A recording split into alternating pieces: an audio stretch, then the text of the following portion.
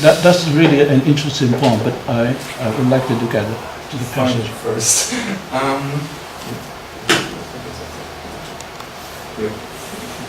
That's a contradiction, somewhat like in Dunyu, right? No, it's not a contradiction. Or something, not contradiction, but okay, some kinds of attention or. Okay, maybe we can take a few more questions and then you respond. Yeah, maybe there are other questions or comments. Yeah, I think the term chung in the ancient period has many meaning, including original meaning, extended meanings in different contexts. And you mentioned one of the meaning. Chung is appropriateness. Appropriateness?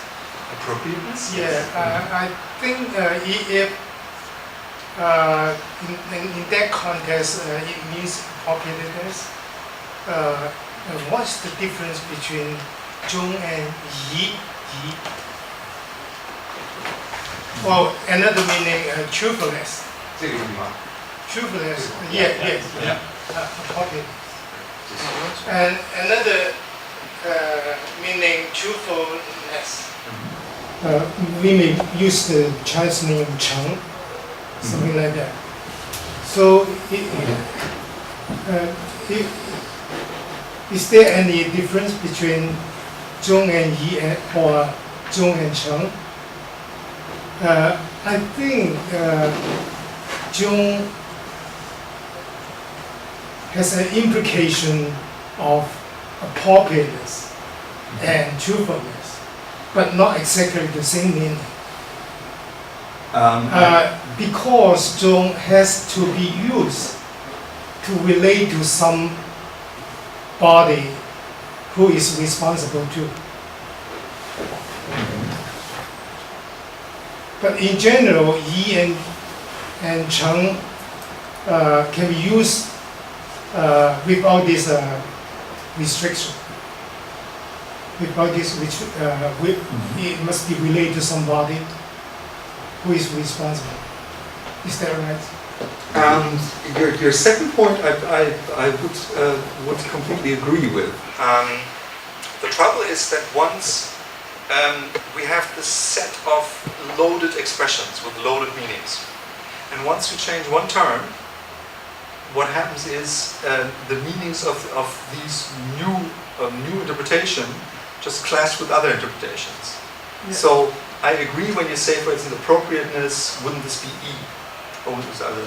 I can't tell you because I haven't looked into these terms neatly to say precisely how they have been used, right? But it takes a lot of effort, and people have done this. Yeah, like even a German at Heidelberg University who has done research on E, and try to track the history of this field of meanings. I think we cannot, at this stage, avoid these overlaps we get, because it seems to be, looking from translation, it seems to be impossible to ultimately arrive at a term that would completely separate the fields of meaning from one Chinese term from the others. It's highly possible. So many people tried and so many people failed. The story of chung is similar to the story of Xin, nature. Shen zi wei xin. What is inborn is nature, Xin. But Mengzi the Mencius has another meaning, but it is also related to the original meaning. Yeah. So Mengzi said, 君子不畏之信, but it is also inborn. 恻隐之心 is also inborn, but not all the things what is inborn can be called 信 Yeah, Jung but, just feel. but you would have exactly the same year. I wouldn't at 1 minute criticize the situation we are in, that we have a term like chung or Xin, and that the context you're using it in decides upon the particular twist in meaning, right? But the trouble is that when we want to arrive at conceptions, and we still are not even at the point, to pin down these conceptions behind these loaded terms. They are simply like broad fields of meaning, and every translator that comes in says, I'm using this aspect, I'm using this aspect, I'm using this aspect, right? And there's one scholar, one American scholar, Peter Bodberg, who suggested in the 1950s, 1960s that you should explode translations. So what you should do is you take a term, you simply invent a completely new term, right? Because there is no way of describing a certain idea by the existing terms, because every time someone comes up and says, no, this means this, or this means this, or this means this aspect, it's a quagmire. I have no solution for that, and I have no answer for this first My part. second question. You know Paul Godin has written a paper on Jung. Yeah. He mentioned the term Jung is related to another term Jung without the radical ha. Yeah. Yeah. Jung means center. Yeah, that's And more earlier, Tang Nan, the phrenologist, mentioned that Zhong, it means the original meaning of Zhong without ha is a symbol for the fret, the national fret. yes, that's Yeah, wonderful it- text from the Shangshus. Is this? Do you think it's the original meaning of Zhong? Because before the spring autumn period, there's no term Zhong, only Zhong without ha. Yeah, and then you have this wonderful Is passage. that these two terms relate to each other? Yeah, then you have this wonderful passage in the Shangshu saying "jian zhong yu xin," Yeah. right? To build to zhong on Yeah, xin, yeah, right? yeah. It's very difficult to say, but once you open it up that far, and we have indications from especially text findings from excavations where zhong is used only with the zhong character.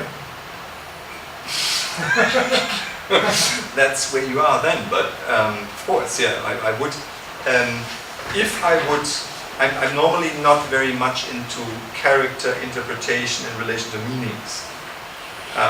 But in this case, there are indicators that there could be a relation, and especially indications for the late coinage of this expression, because we don't find it in Jaguan.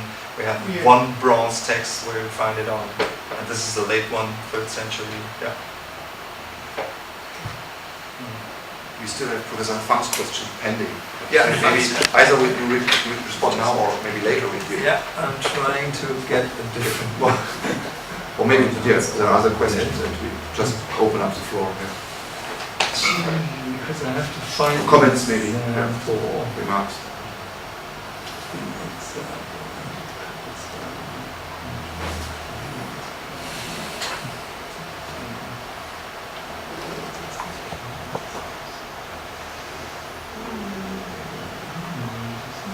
So maybe I can make some comment. Follow. Even leave aside contradiction. Zhong, I think, in many different contexts, again, like Professor Fang has suggests, it can apply to different objects. You can 忠于国家, you can 忠于ruler, 君主, you can 忠于朋友, but you can also 忠于 yourself, 忠于 your own belief, your 信念. So I think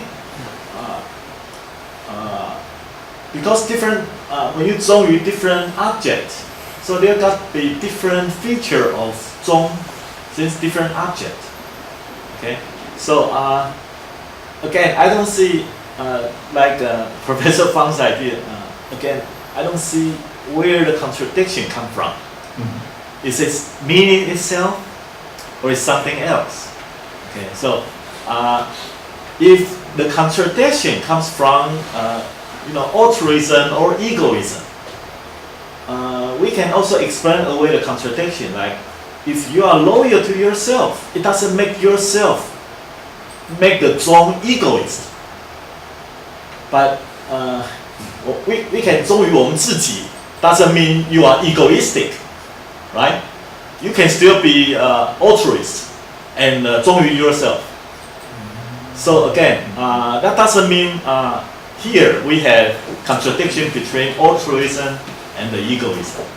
So I think that's all related. My comment is something like I think we're still talking on different levels.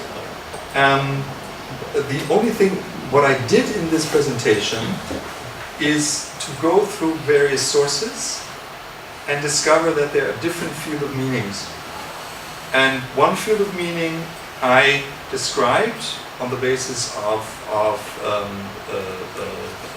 the contents I found there as being dominated by attitudes which we today would call altruistic. And the other field of meaning, and both meanings exist. You open a dictionary and you have meanings. First meaning for chung, honest. Next meaning for chung, loyal. Right?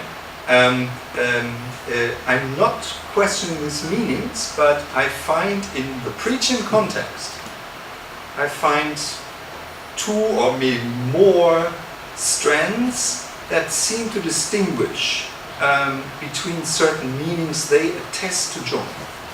And one of these strands is stressing or even criticizing the more egoist nature of loyal behavior, while the other is stressing points like appropriateness, integrity, and resting in the self in the sense of not being inclined to anyone. Right? And so this is... And you find those contradictory? Yes. As I explained, I think they can still be compatible.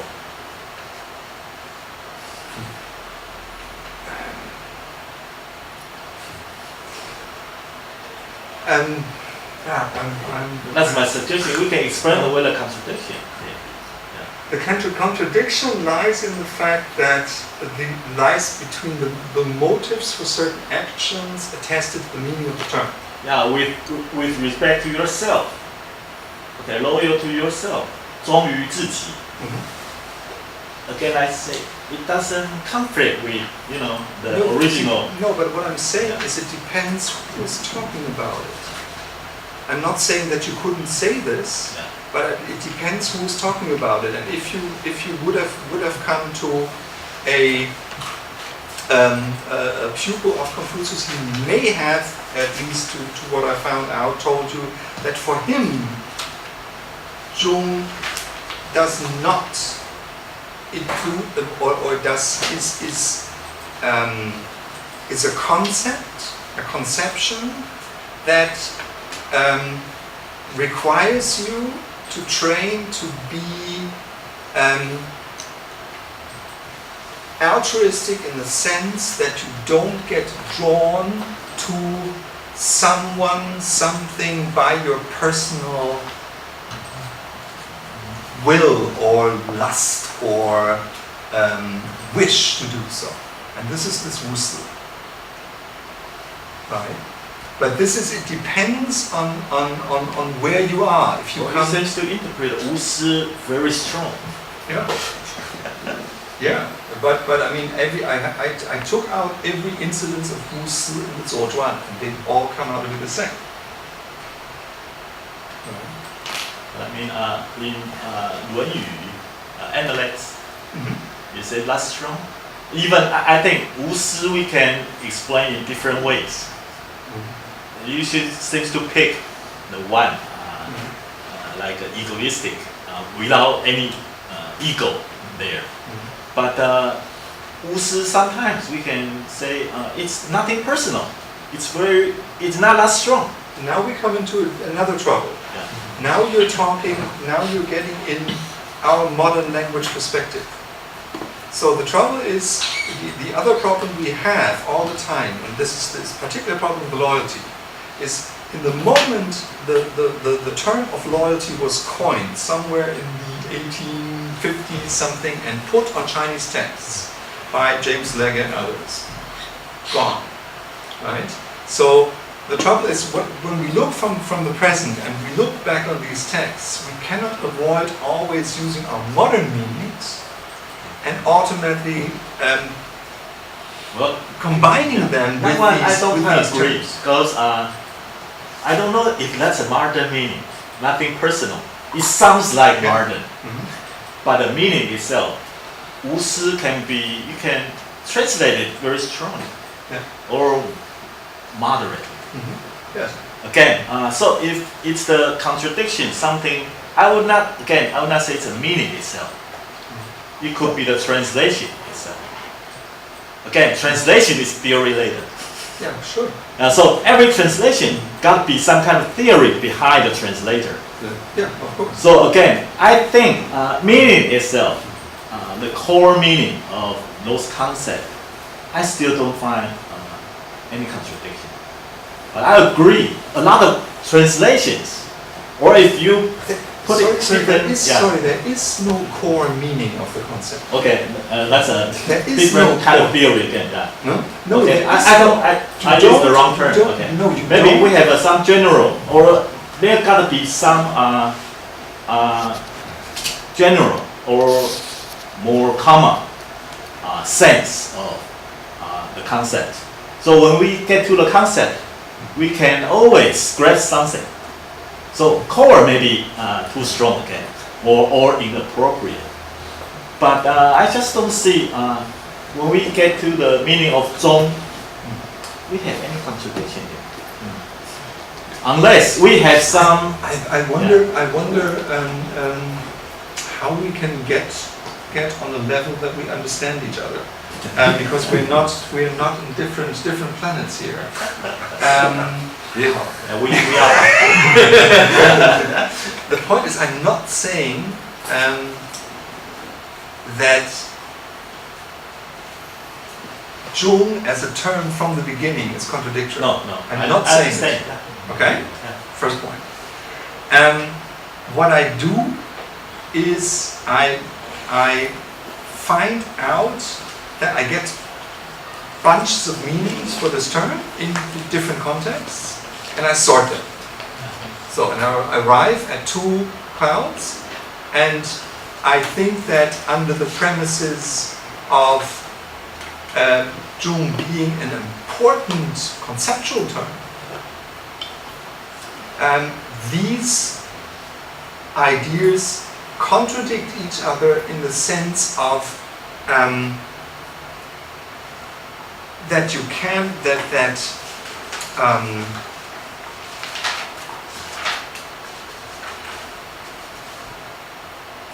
I agree.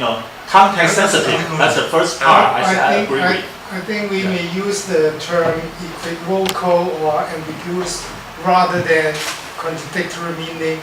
Is that better? ambiguous, yeah. Yeah, ambiguous. I agree. Ambiguous, yeah. Context Can I sensitive. Yes. help to because you're working now, living on two different planets. So you want to put us together? Ambiguous, yes. So My point is that Yeah, at the very beginning, I agree. It's ambiguous. because, just brief comment, like because you said like somehow you when you were talking about Han Feizi, you were saying that this is one guy and he's writing one book, and how can it be that there is this contradiction and he was not aware of this contradiction? No, this was your presupposition. So maybe we should turn around our perspective. It was no contradiction for him. Maybe there was no contradiction for him because maybe as you said, like he saw these different aspects as one thing. And there is no contradiction. The contradiction only appears because we now, from our modern perspective, we try to develop or to find this coherent, systematic, non-contradictory interpretation. And I often have the feeling, for example, like Jushi or even Kongzi, that they don't see a contradiction, and where I see a contradiction. So this is my first point. So my second point is, very briefly, I'm not sure whether you really makes this point, but I'm not sure whether I agree with you that modern conceptions of loyalty are always egoistic. This seems to be a little bit bizarre to me, because if you are patriotic or if you are loyal to your state, for example, in 1937 you are loyal to your state, or under Napoleon you are loyal to your state, then you have to sacrifice yourself. So it's not an egoistic behavior, but something different is implied. You have to sacrifice yourself, so it goes against your own interests. Ultimately, it does not. Why not? You have to sacrifice yourself. You wouldn't sacrifice yourself if it would go against your interests. It's a difficult philosophical point, but at least on a surface, there is no egoism implied. No? Yeah. Okay. Exactly let's take this. Let's take the second point first. And this is, of course, not my own personal understanding. And this is state of philosophy on the term. But I don't see it. And yes, the problem is that we always approach these terms, and special loyalty is a wonderful term in this regard, with our pre-understanding and gut feeling what it should mean, right? But people like Matthew Oldenquist or Alistair McIntyre have tried to show the egoist nature in loyalty, and the persisting egoist nature. Yeah, but then right? You too have a pre-understanding. And they they even succeed in using these seemingly altruist motives, like sacrificing yourself for the state. They can rather clearly show, or sacrificing yourself for saving somebody else in an emergency situation, they can show that there is, at least in their view, an egoistic moment in it. Okay. But you have a kind of, still you are establishing a pre-understanding. Yeah. So again, the question pops up whether we shouldn't just try to understand Confucius Now coming to the further point of your question.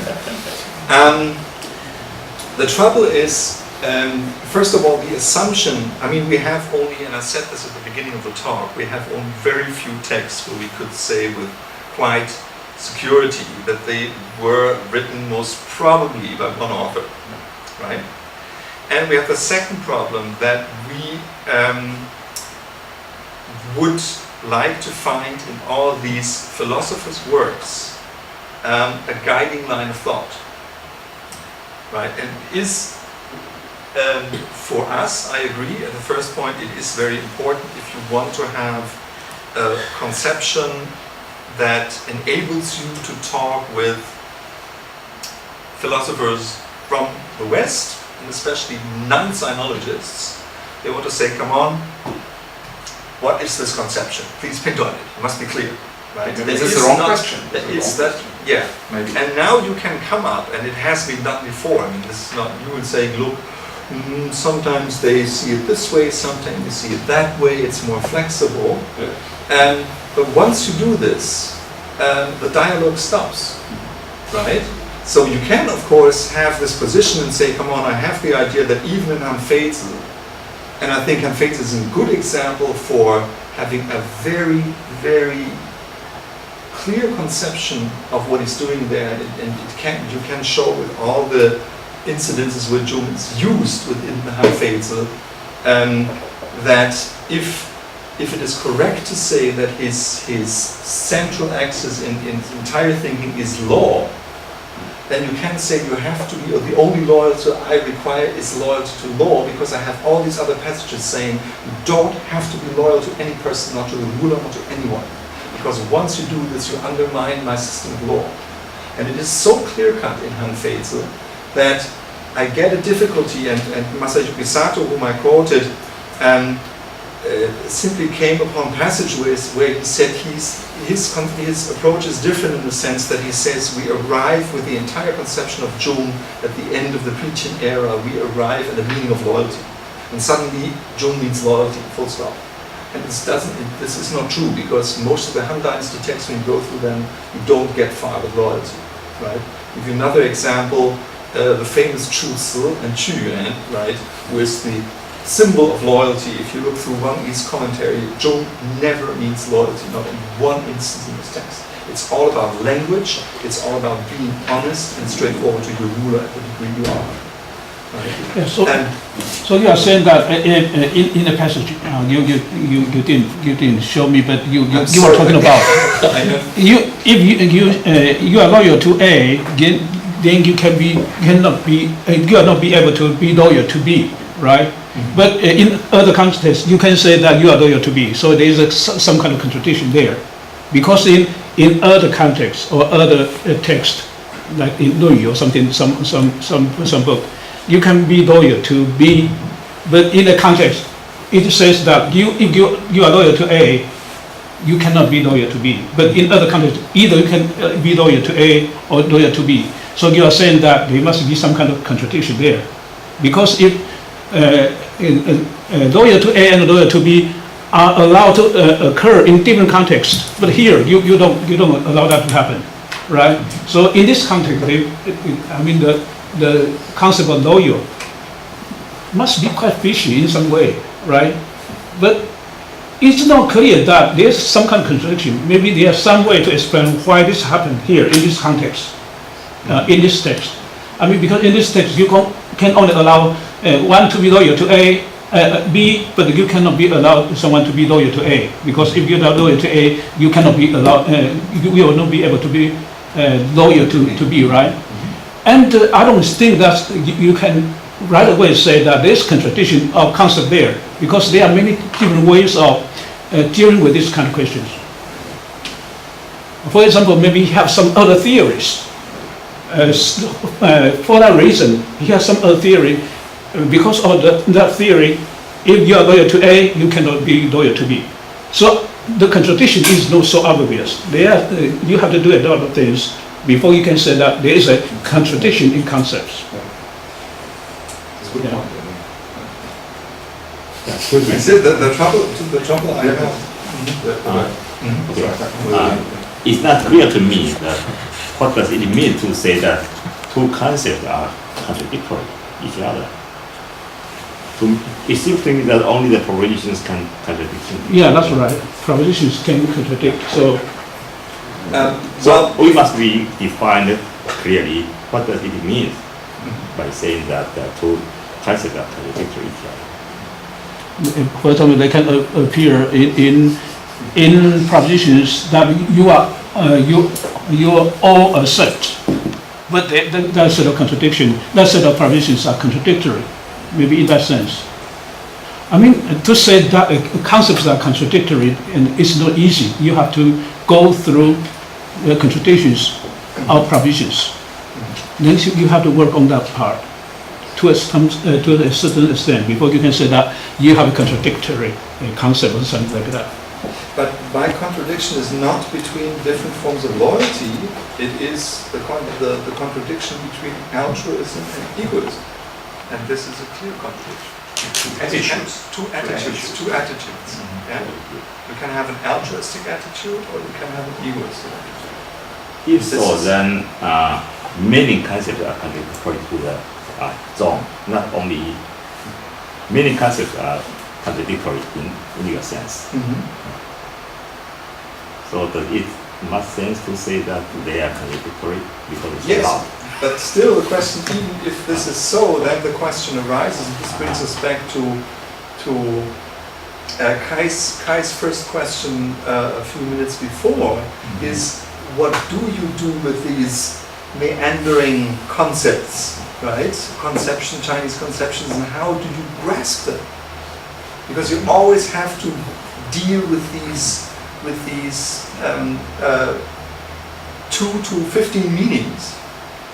Right, and you can of course always go there and say in this context mean this, in this context doesn't mean that, in this context doesn't mean that, which I would have to do too, right? But what struck me when I was doing this research is that modern translators that approach texts like the Lunyu or other texts and translate these things and gloss over and say, come on, this means loyalty, they don't even think about. They find some way of pushing loyalty in, saying, come on, somebody loyal to myself works, right? But it doesn't work if you look closely. And so you have groups of texts that by means perhaps of the teaching that is behind them go into another direction in Pre-Qin times. They don't do in later times. And they are not understood any longer. That's the other problem, right? So once we reach Tang Dynasty and the texts I've looked into there, it's really torn around. If you look at the Chengwei or the Zhongjing, this is so strong then. This is ultimate submission. This is becoming one. This is loyalty as close as you can imagine, right? But the trouble is, what do I do once in Pre-Qin times I come about groups of texts that clearly suggest there is another meaning, and that if I want to group it, I come to this basic ambiguousness or contradiction in attitude. I have another question. Maybe I don't have an answer. Talking about the object of loyalty, nobody mentioned the gods. Why? Mentioned who? God. Good. We never say we have loyalty to gods. We trust them. God, we trust. God is too Too simple. difficult to be loyal. You mean in the Chinese, in the Chinese yeah, context? yeah. Even in English, are we loyal to God? God is too supreme. So that we cannot give that word. You want to respond? No, I'm just thinking of the expression, we trust in God. Are we loyal to God? No, In you English? can't You be mean loyal. God? You can't be loyal to God. No, right? You can't be loyal to God. I think Because the sometimes entity's too much. the You can be loyal to your faith. Zhong or not So in this terms is of be loyal to loyalty, yourself again. Loyal to your faith. In As a Chinese, mountain. maybe maybe. it has the same meaning in different contexts, but if different criteria to use the same concept. For example, 忠于中华人民共和国 and 忠于中华人民共和国的政府 has the same meaning, but different criteria to use the term 忠, because the first criteria means that only the state represents the target of your loyalty. But the second means that the government represents the state. So when you say you're loyal to the country, also means that you are loyal to the government. If So so, different criteria to use the term. if so, it's easy to transfer to God. 你这个例子你只能用到中华人民共和国，但用中华民国就不对了。Yes. 对，所以跟意义就不一样了，对不对？所以那个不是那个 ，it's not about the 中 itself again. Yeah. It's the people who use this concept. Yeah, the In attitude Taiwan, and there's a clear the concept between state and the government. stereotype. Yes. If Zong is so meaning, it's easy to transfer to God. Glory to God. But nobody mentioned that. You would also in the West it would not be mentioned because God, you cannot be loyal to an overarching God. This is impossible. I Because think it's one not, of the it's reasons. not in your decision, One your of the reasons decision to act in this way towards this entity. This is God decides about you. I think But you one of can the be loyal. reasons- Excuse me. You can be loyal to your faith. 有没有其他 I？ think one of the reasons that we are created by God, we are not qualified to be the servant of God. So you mean the God don't want, We are not don't responsible want us to to God. go to him? No. 我们还有15分钟，所以我们也许还可以多说这个问题。对，然后还像同学都还没有提问的，所以除了老师以外，同学也可以用英文或中文问，对，或者其他问题，还是老师。Even in Chinese religion, we have no concept about loyalty to Sun. Yeah, I mean, Yes. I say God. Only in the Yeah. Christian God. Yeah, not only in Christian God. Yeah. No. I think all these concepts are actually contested, because I think this is a very important point. That also in the West and in early China, these concepts, or these understandings, let's not speak of concepts, maybe understandings or these kind of meanings, fields of meanings are contested. So, so I think it's very difficult to compare them. Yeah. Because both sides are really struggling.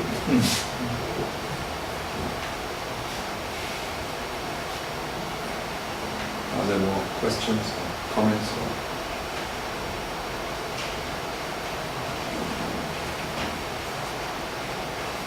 You're all too loyal. Should be more critical. Yeah, we still have real copy out. Or later on, maybe. On the first floor? You say after the talk? Yeah, on the top, yeah. I'm not sure. Maybe, yeah, because some of us have a session or a meeting. Yeah. It means that you mentioned in the talk about mods. In the mods, is that his words about virtues, including chung or I. He chooses a standpoint of utilitarianism. 兼爱，利孝利亲。 Yes, the point I was trying to make was Karen Defort, a Dutch scholar, a Belgian scholar, just showed at a last European Association of Chinese Studies conference, showed that the concept of DNI in Walzer is not, at least regarding from the text, is not very prominent at all. So my assumption might be flawed, but it's largely based on Heiner Rötz. And it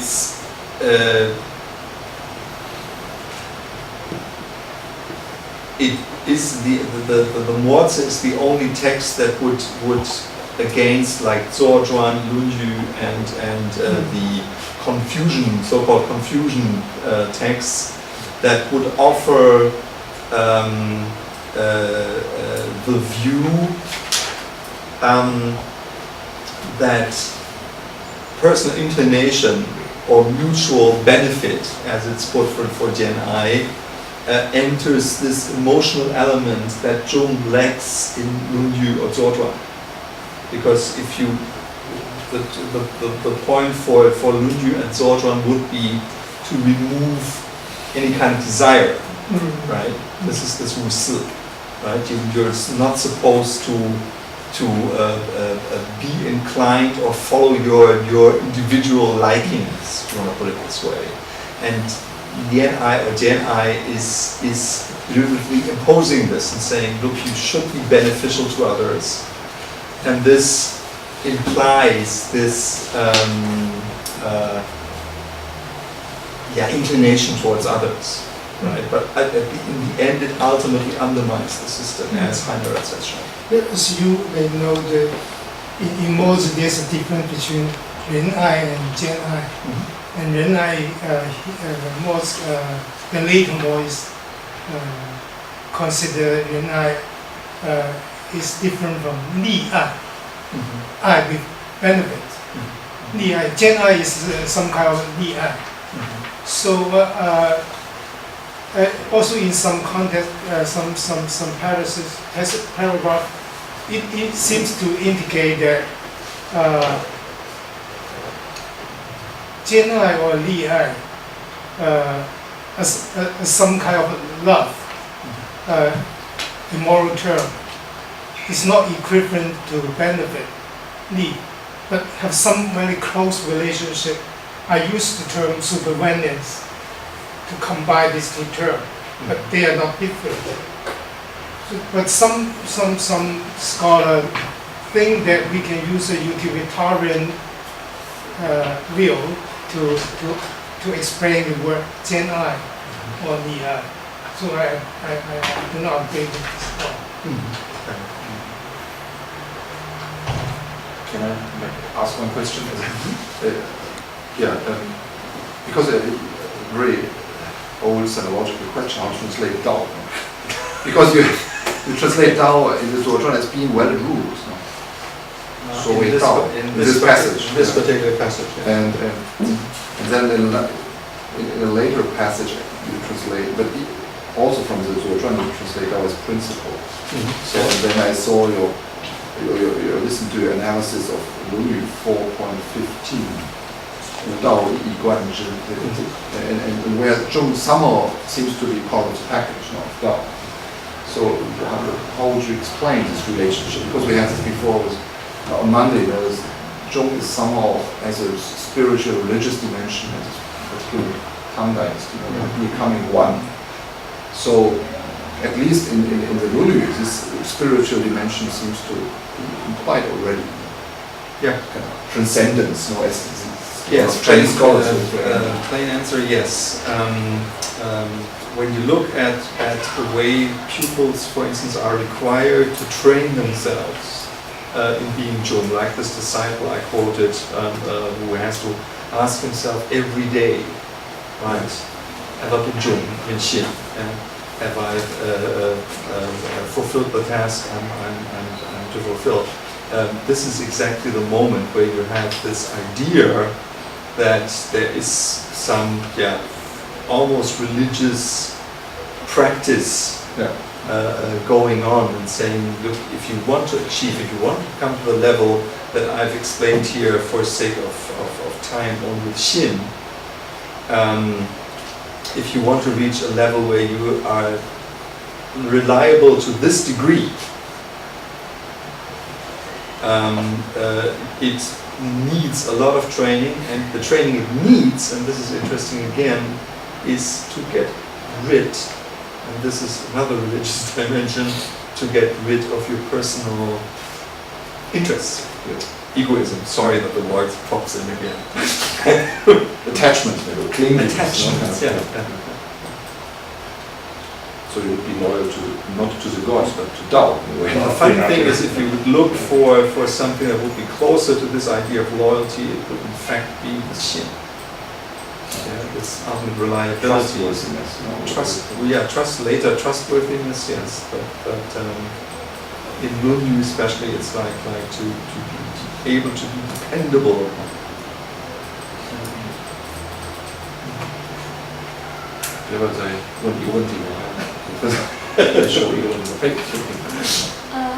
I know little about Chinese Hanfeizi and those kind of books, but you have two strings of the meaning, and it seems you reach the conclusion that in whole Hanshu that be loyalty to the state is much.